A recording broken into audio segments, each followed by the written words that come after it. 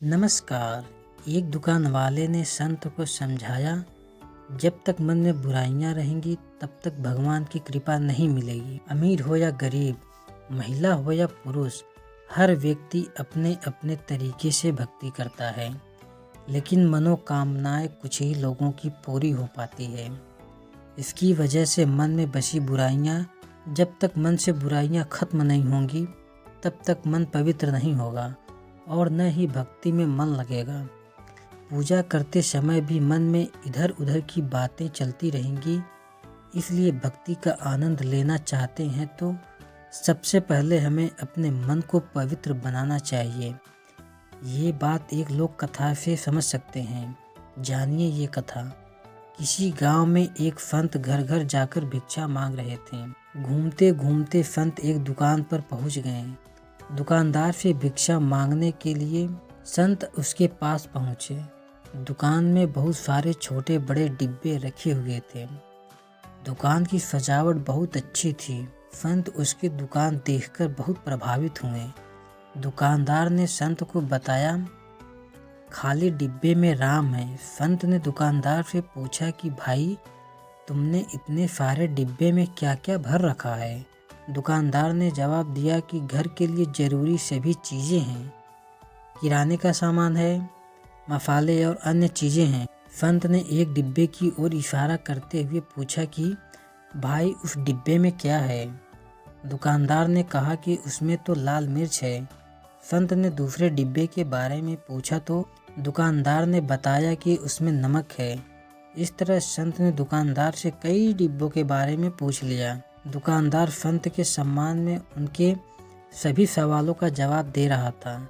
तभी संत ने अलग रखे हुए डिब्बे के बारे में पूछा कि उसमें क्या है, इसे अलग क्यों रखा है? दुकानदार बोला कि उसमें राम है, इसलिए अलग रखा है। ये बात सुनकर संत हैरान हो गए। उन्होंने सोचा कि डिब्बे में राम कैसे हो सकते हैं। संत ने ये बात दुकानदार से पूछी। जब तक मन में बुराइयां रहेंगी उसमें भगवान का वास नहीं हो सकता। दुकानदार ने कहा कि जिस डिब्बे में कुछ नहीं होता है, यानी जो डिब्बा खाली होता है, उसके लिए हम यही कहते हैं कि उसमें राम है। हम डिब्बे का खाली नहीं कहते हैं। ये बात सुनते ही संत आश्चर्यचकित हो गए कि इस दुकान वाले ने कितनी बड़ी और गहरी बात कह दी है।